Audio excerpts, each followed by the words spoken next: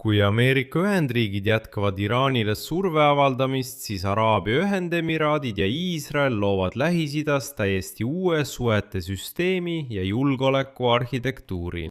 Emiraatide otsus lahkuda naftat eksportivate riikide organisatsioonist ja OPEC plus grupist paljastas aastatepikkuse erimeelsuse Emiraatide ja Saudi Araabia vahel. Samal ajal sai Iisrael Pärsia lahe piirkonnas suurema mõjuvõimu, kuna paigutas oma õhutõrjesüsteemid Emiraatidesse.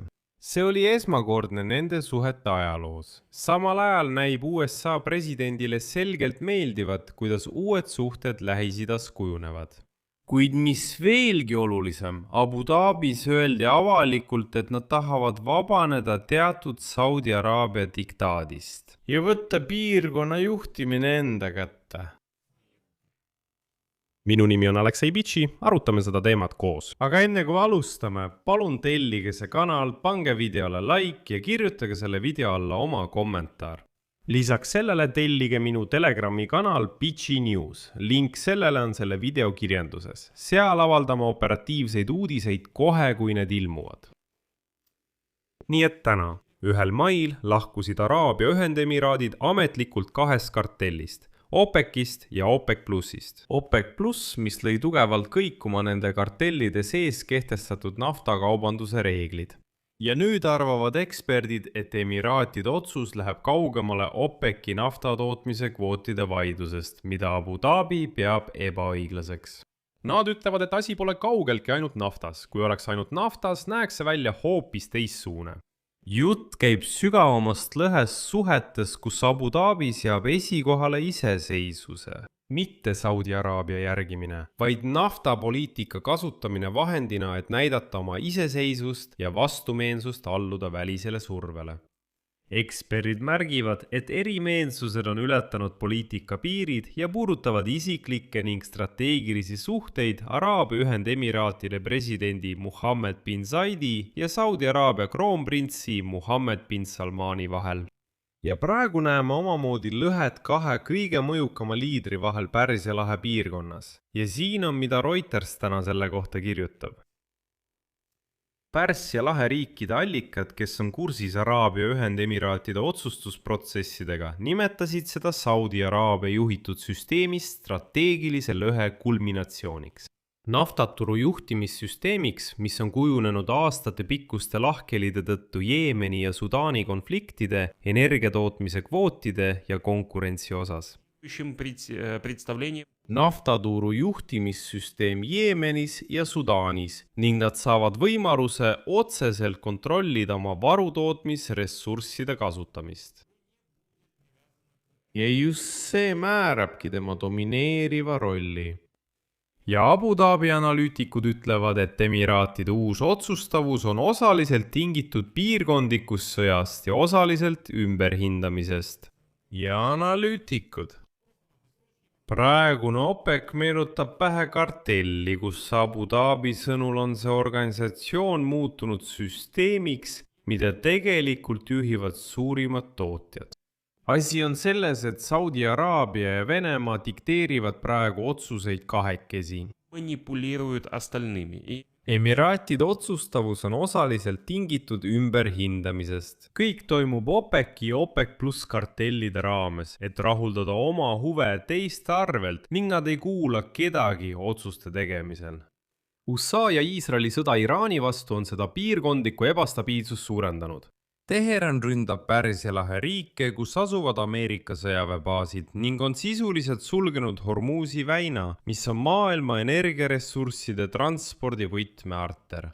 Seetõttu saadavad Araabia Ühendemiraadid selge signaali, et nad ei kavatse oma tootmist sõltuvusse seada Saudi Araabiast ega allu enam Saudi Araabia kehtestatud reeglitele. Aga nagu öeldakse, loodus tühja kohta ei salli. On ilmne, et emiraadid ei jää vähemusse ega kindlasti üksi.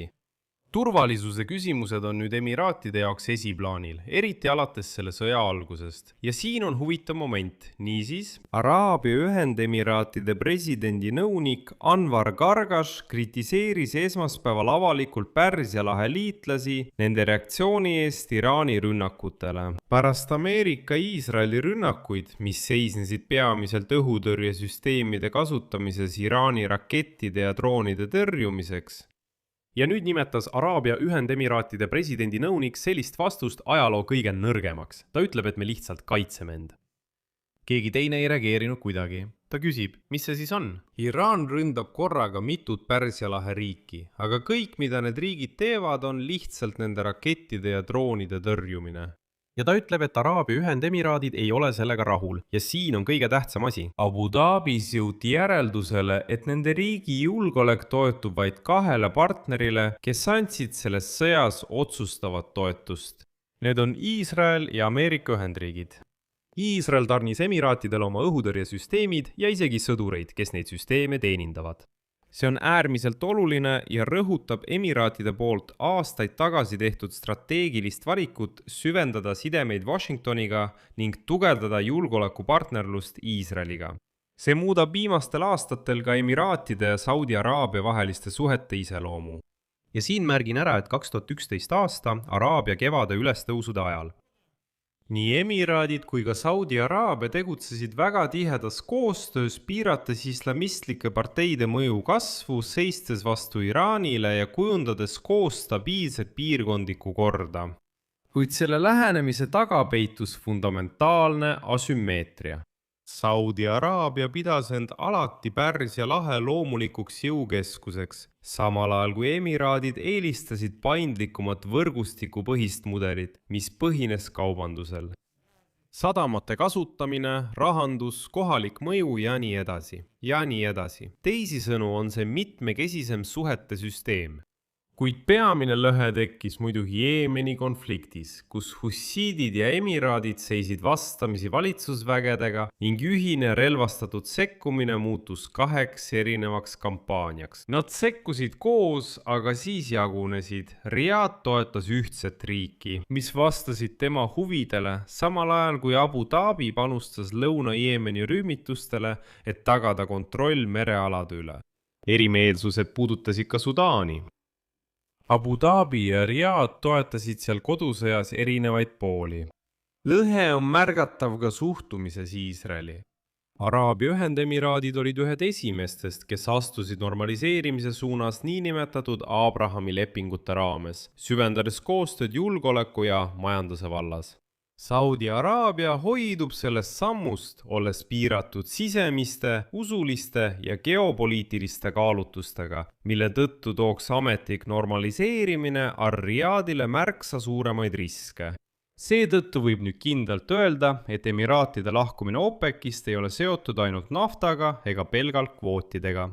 Seal on palju rohkem põhjuseid Emiraatide selliseks käitumiseks ja mis oluline, selle otsuse geopoliitilised tagajärjed saavad olema palju suuremad. Ja praegu me juba näeme, et piirkonna julgeoleku küsimustes tekib teatud tasakaalutus ning Iisrael saab Pärsia lahes palju soodsamad positsioonid. Siin panen 3 punkti. Teie arvamus, teie järeldused. Kirjutage selle saate all kommentaaridesse, tellige kanal, vajutage kellukesele ja ärge unustage ka nuppu meeldib vajutada. Kui soovite toetada selle YouTube'i kanali tööd, saate seda teha mis tahes annetuse või YouTube'i sponsorluse kaudu.